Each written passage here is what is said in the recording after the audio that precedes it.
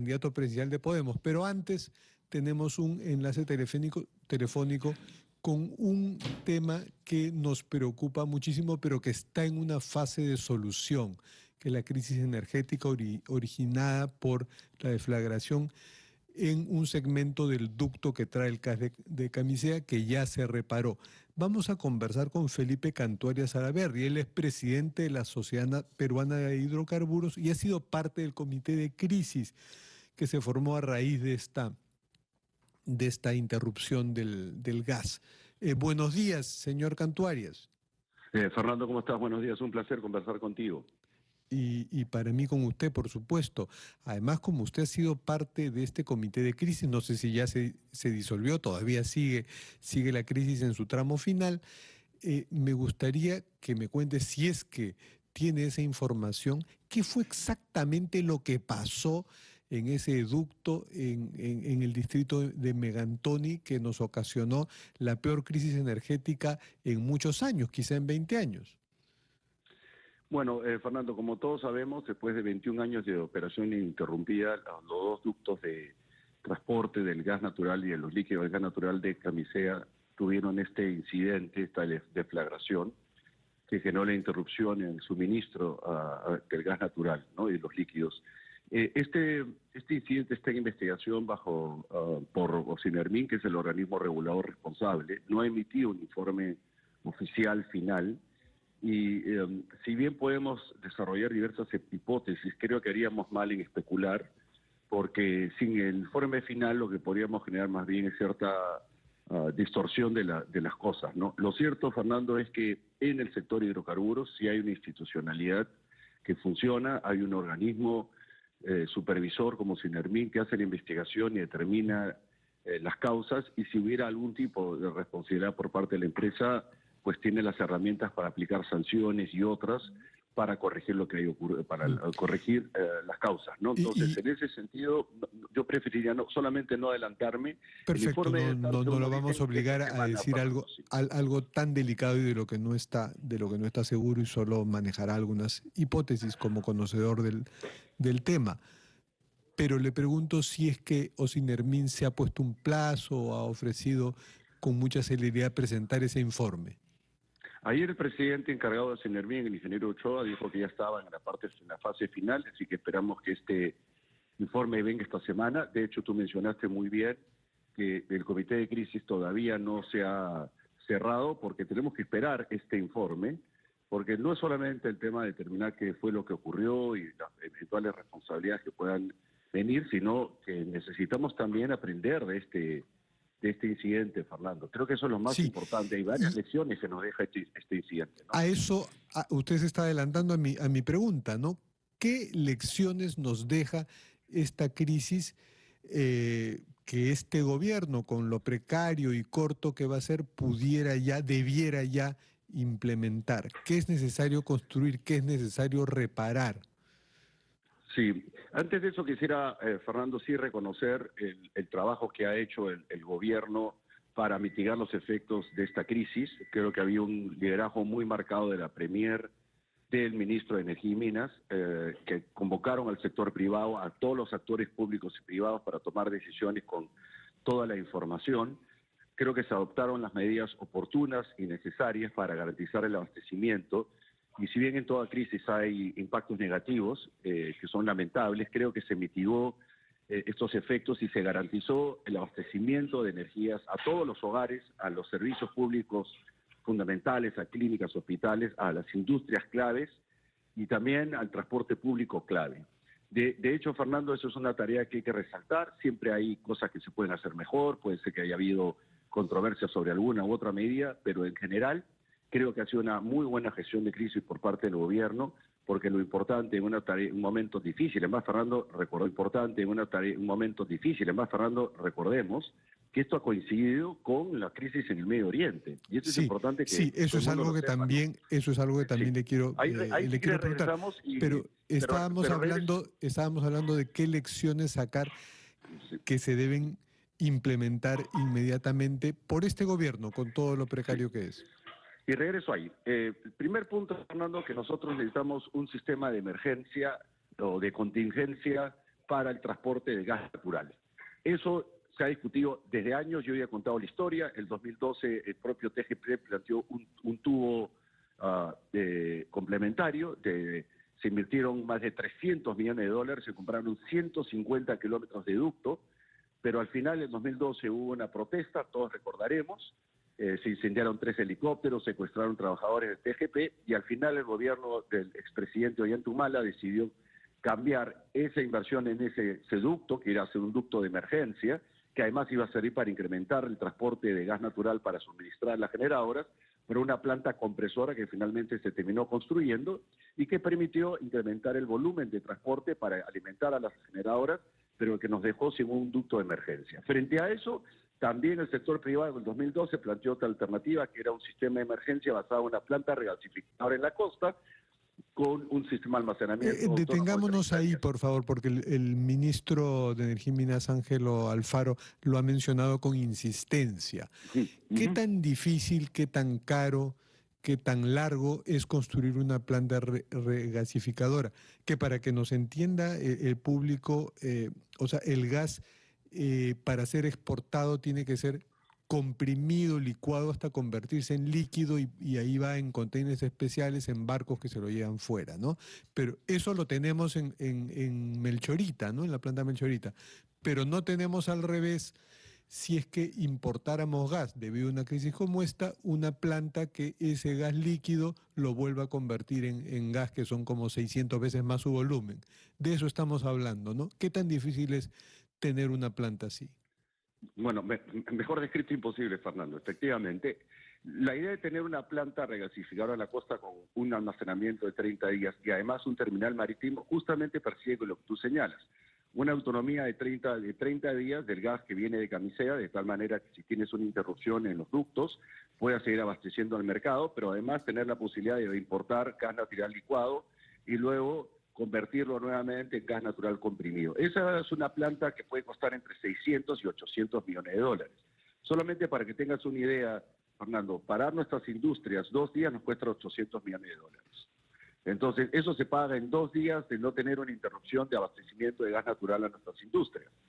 Eso debió hacerse hace 20 años, porque esto está desde el 2012 listo, no prosperó, y es lo que ha hecho el ministro de Energía y Minas. Esta planta es muy importante. Recordemos que, por ejemplo, Fernando... Sí, señor Cantuarias, vamos a seguir conversando, por favor, pero luego de una pausa en la que tendremos mensajes de nuestros anunciantes. Volvemos con usted, Felipe Cantuarias, y le rogamos paciencia al candidato José Luna de Podemos que nos acompañe en cabina.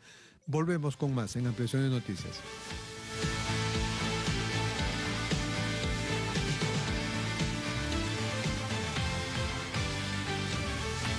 Ampliación de noticias en RPP, confianza y credibilidad por todos los medios.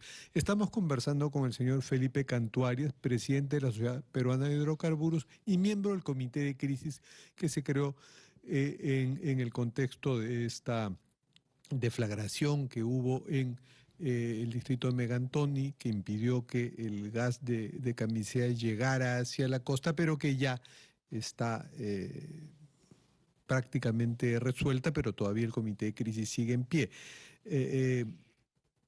Señor Cantuarias, estábamos hablando con usted precisamente de qué lecciones nos deja este incidente y una de ellas es la necesidad de construir una planta regasificadora y ahí hay consenso entre usted, que de alguna forma representa al sector privado, y el ministro Ángelo Alfaro, que representa al Estado, el ministro de Energía y Minas. Pero eso sería una solución, digamos, sí, importante para importar petróleo en caso que haya un desabastecimiento como el que se generó ahora por la crisis, pero hablemos de algo más hacia el largo plazo. ¿Cómo anda la exploración de nuevos lotes, de nuevos yacimientos de gas, para que no nos pase lo que está pasando con Bolivia, ¿no? Que era una gran potencia de gas y de pronto no había hecho exploraciones y se le empezó a agotar ese recurso tan importante? Sí, Fernando.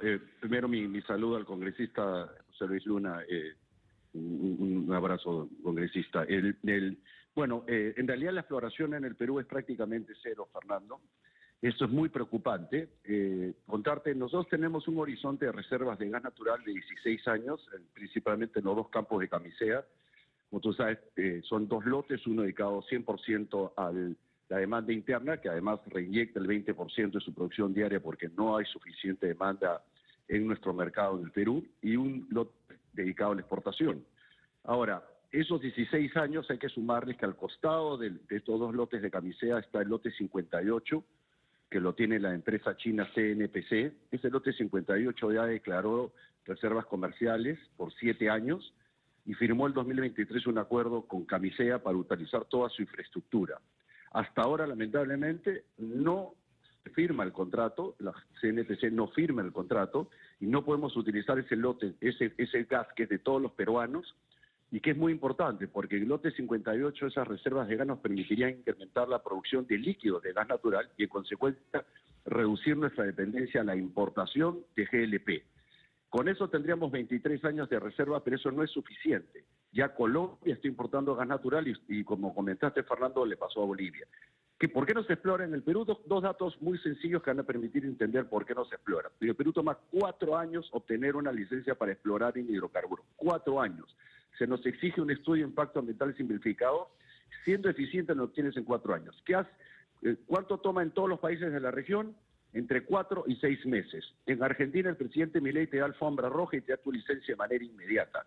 En Ecuador, en Bolivia, en Colombia, en todos lados te lo dan entre 4 y 6 meses. Entonces claramente eso nos saca el ciclo de inversión. Y la segunda, nuestro sistema de regalías está totalmente desfasado.